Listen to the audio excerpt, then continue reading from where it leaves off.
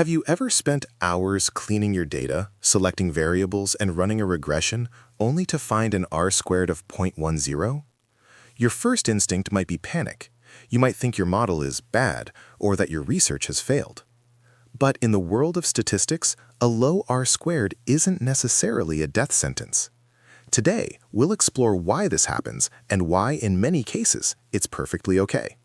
First, let's define what R-squared actually represents. Formerly known as the coefficient of determination, it measures the proportion of the variance in the dependent variable that is predictable from the independent variables.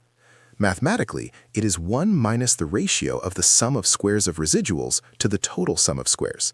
In simpler terms, it tells you how much of the wiggle in your data is explained by your model versus how much is just noise or unexplained variation.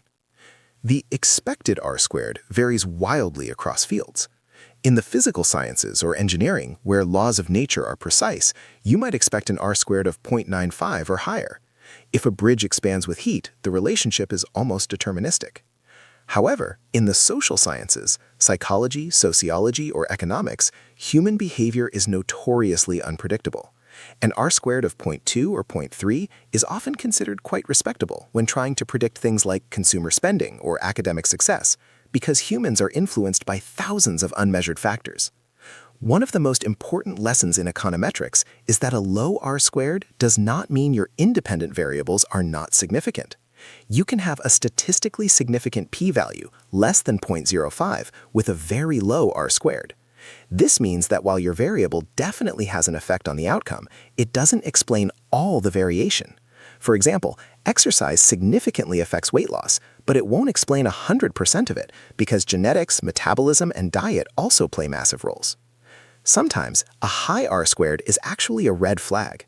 This happens in overfitting, where the model is so complex that it starts to model the random noise in your specific dataset rather than the underlying trend. This makes the model useless for predicting new data. Another danger is spurious correlation, where two variables appear related but are actually driven by a third hidden factor. In these cases, a high R-squared provides a false sense of security.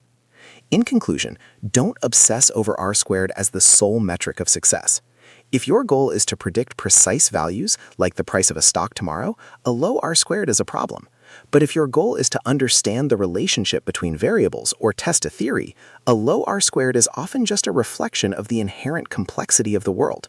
Focus on your coefficients, your p-values, and your theoretical framework. References: Gujarati, D.N., and Porter, D.C., 2009. Basic Econometrics, McGraw-Hill. Wooldridge, J.M., 2015. Introductory Econometrics, A Modern Approach, Cengage Learning. James, G. et al., 2013. An Introduction to Statistical Learning, Springer.